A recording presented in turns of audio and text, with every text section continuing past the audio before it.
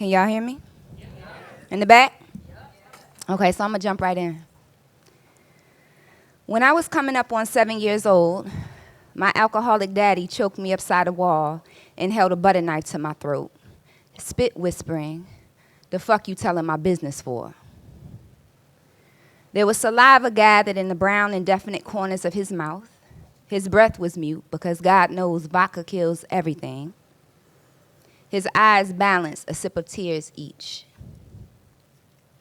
In the thousands of days that we'd lived with, known, deep down loved each other, he hadn't ever raised his voice against me, let alone curled his hands for this kind of harm. But my mama had been threatening to leave him if he didn't cut that goddamn drinking out. And anybody, first daughters included, could get it for playing any part in speeding the leaving along. My mama had been working at the commissary all day and couldn't be sure.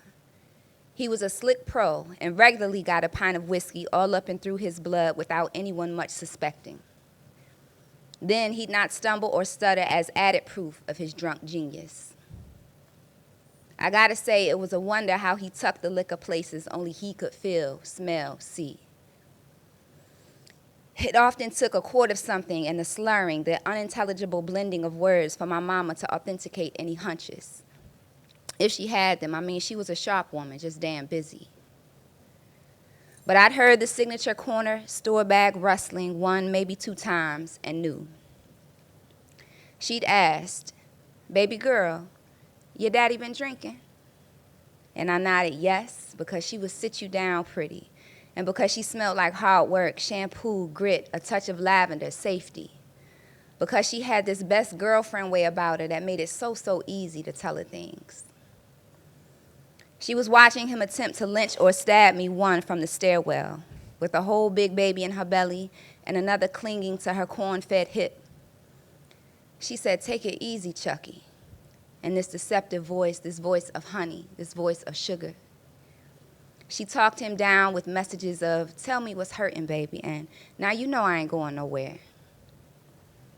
Somehow I ended up at the neighbors with my big, sweating forehead pressed into their front door screen. My father was in the back of a military police car, cuffed and sobbing.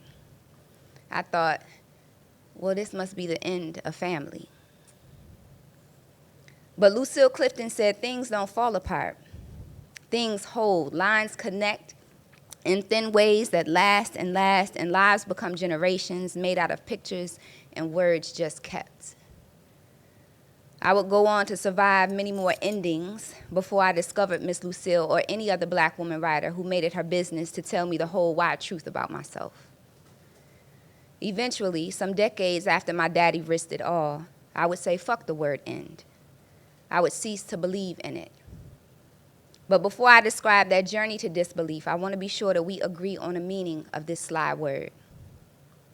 The online Merriam-Webster dictionary defines the noun end in these 7 ways here.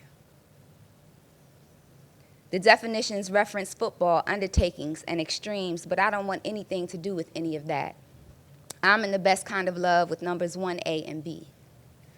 1A reads, the part of an area that lies at the boundary. 1B is damn near poetry, a point that marks the extent of something, it says, and also the point where something ceases to exist. Coming up on 7 years old, I stood at my family's boundary, at the point that marked the extent of it, the place where it stopped being. My father threatening my life with a dull kitchen tool was my primary, visceral, forced end experience. It was violent and unwelcomed. It required a weapon and witnesses. I couldn't have seen it coming, not with my little girl mind. And I couldn't be held responsible or accountable for it. Any easy paths to peace were blocked.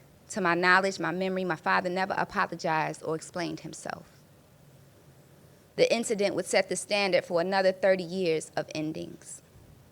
Endings comprised of those very same ingredients: violence, imposition, weapons, actual and otherwise, witnesses, the element of surprise, and a denial of peace. When I was 6, for instance, I didn't know I was black. I didn't know I was brown skinned. I loved me a Florida sun, honey. I didn't turn this high yellow till we moved up north. That's me kneeling down like a gangster. That's my daughter FaceTiming me. I'm going to punch her in the head when I see her. I get her. I didn't pay any attention at all to the texture of my hair or to the fact that my stomach stuck out like to announce itself, hello, I'm Andria's belly, nice to meet you. I could not tell I was almost poor. I didn't even really know I was a girl. I knew I liked my daddy a whole lot because he was so funny and let me do whatever I wanted, sip his with breakfast beer, turn the television all the way the hell up, curse a little or a lot. I loved how my mama smelled. Remember, she was that lovely intersection. Sorry, y'all, lost my space. She was that lovely intersection of hard work, grit, lavender, shampoo. I knew I could run real fast. I beat every kid on any block. I knew I ain't take no shit. My family moved often because my father was in the Navy, and every time we arrived in a new city, somebody in the neighborhood had to test me. You best believe I always took the first kick, slap, punch, bite, whatever, let's get it cracking. I knew I was creative, strong, brave, curious, grumpy in the mornings, and if I'm honest, in the evenings too. In tender love with spaghetti and sweet potato pie, affectionate towards and protective of my sisters, a dependable helper around my mama's house. I learned most all of the boundaries that defined, hunted, and haunted me from other people. I learned the extent of myself, where I ended, from other people. I learned what it meant to be black in America when one day my sisters and I were playing outside in Kenmore, New York, and a grown man yelled out of his car window, "Niggers!" I was 9 years old. My sisters were 4 and 2. He stunned me into an anti-blackness that it takes several Alice Walker novels to undo. I lived within the boundaries of the word nigger for far too many years. I learned officially my skin tone and features, including the texture of my hair, were considered superior in parts of the black community a year or so later. My good girlfriend Tanya and I, who was cute as a button, and a deep, luxurious brown with a nose wide as a river and a mouth like a plum split in two, were standing on the sidewalk, giggling, chatting, minding our own young business, when the neighborhood clown named Trouble came up to see us and said, "Andria, you can be my girlfriend because you pretty. But Tanya, don't nobody want you because you too fucking black." We beat his ass like two little black girl superheroes. We did, we fucked him up. But we never talked about what he said, how willing he was to harm in my light-skinned name, how audacious he was in assuming that he had access to me, how goddamn wrong he was about Tanya's apparent, thriving beauty. I spent years of my life coming to terms with not having that conversation with her and trying to outrun light skin. I learned my body was too big when I was in dress rehearsal for the Nutcracker with the Empire State Ballet. I was maybe 12 or 13 years old, chubby, way bigger than all the other hungry dancers. No shade, they really were hungry. I saw what they ate.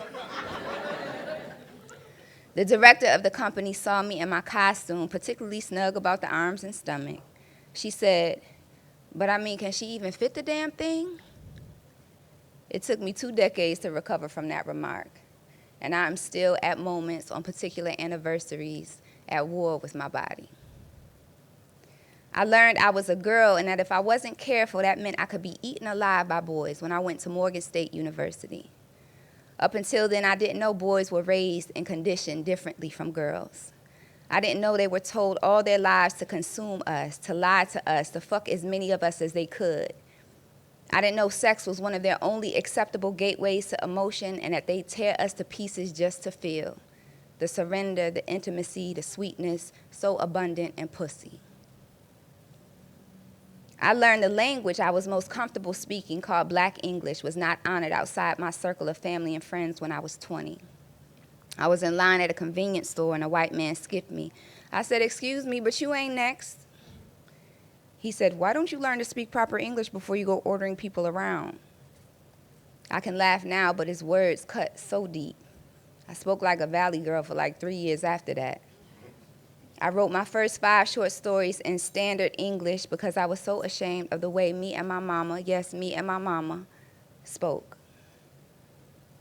Other people set my boundaries, drew the thick limits of my existence, told me where and how I was allowed to be.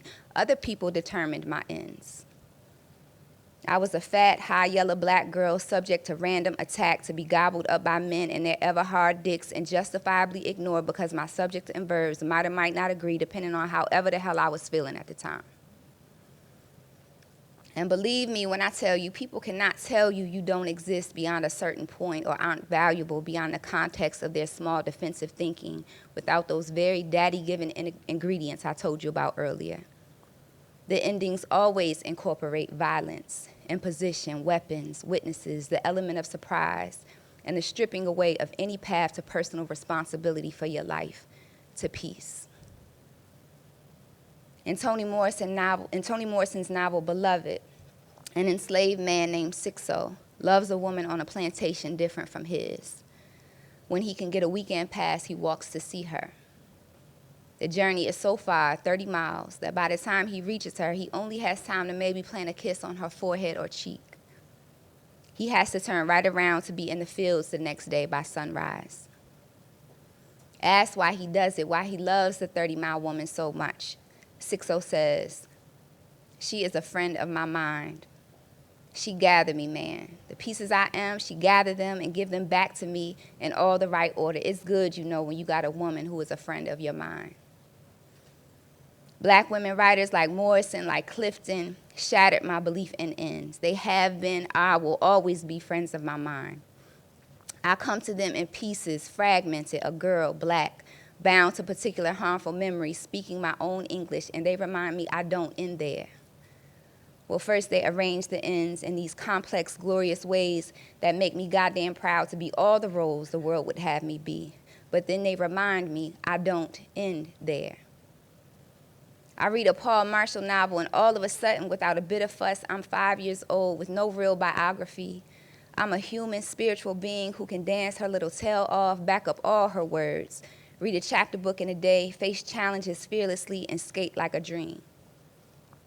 I don't believe in limits, in the ends of things.